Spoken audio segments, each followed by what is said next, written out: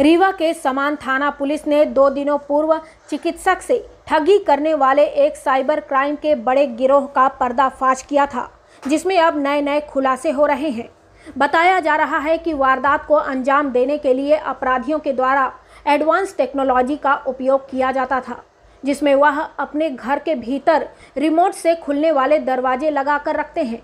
वहीं पुलिस की माने तो अपराधियों का घर बाहर से प्रधानमंत्री आवास की तरह रहता था तथा अंदर से उसके ठाठ कुछ दूसरे ही थे। रीवा के समान थाना पुलिस के द्वारा चिकित्सक से साइबर क्राइम के माध्यम से ठगी करने वाले गिरोह का 2 दिनों पूर्व ही पर्दाफाश किया गया, जिसमें ऑनलाइन फ्रॉड की घटनाओं को अंजाम देने वाले आरोपी ने पुलिस की पूछताछ में अहम जानकारियां दी हैं। ठगी के पैसों से आरोपी ठाठ से रहते हैं। उनका घर देखकर पुलिस भी दंग रह गई थी।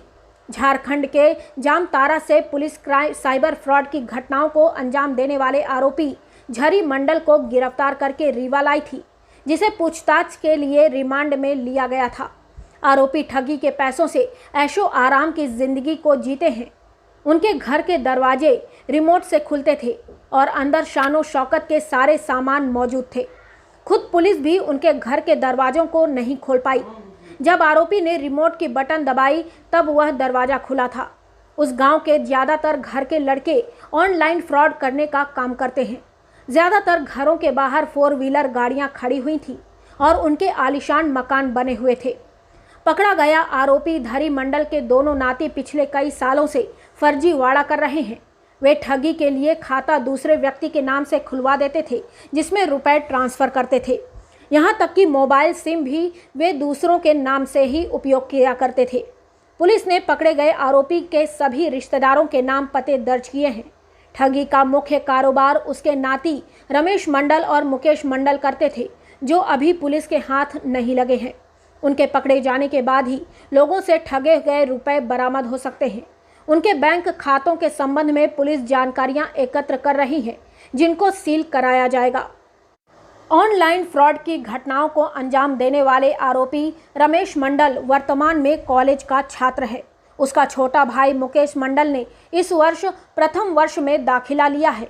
जब वह स्कूल में पढ़ाई करता था तभी से फ्रॉड में लग गया था और कुछ दिनों में ही मास्टरमाइंड बन गया। दोनों लोगों ने मिलकर सैकड़ों लोगों को चूना लगाया है। यही कारण है कि पुलिस ने उनकी गिरफ्तारी के प्रयास तेज कर दिए हैं, ताकि पीड़ितों के रुपए बरामद हो सके। आरोपी ने पूछताछ में कई महत्वपूर्ण जानकारियां दी हैं। ऑनलाइन फ्रॉड करने वाले कई लोगों के नाम सामने आए हैं, जिनकी अब तलाश की जाएगी। उनके घर के दरवाजे रिमोट से खुलते थे और ठगी के पैसों से ऐशो आराम की सारी सुविधाएं उपलब्ध थीं। मुख्य कारोबार उसके दोनों नाती करते थे, जिनकी तलाश की जा रही है। अभी हमारी टीम थाना समान जिला रीवा से झारखंड के जामताड़ा जिला में गई थी, जहां पर तलाश में गांव में भी गई और आरोपियों संदेहियों के घरों में भी गई। तो घरों में ये एडवांस टेक्नोलॉजी उपयोग करके रिमोट से खुलने वाले दरवाजे लगा रखे थे, ताकि जल्दी कोई ना खोल सके ना तोड़ सके।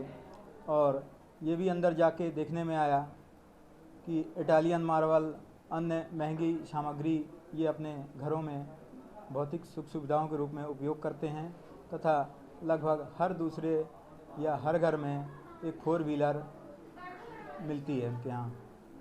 सर, इन्हें प्रधानमंत्री आवास योजना का भी लाभ मिला तो घरों में लिखा होगा सर?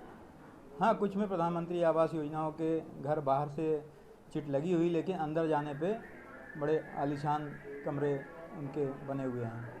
सर, इस मामले में आरोपी को रिमांड में लिया गया था। पूछताछ में क्या क्या बातें सामने आई, क्या बताया?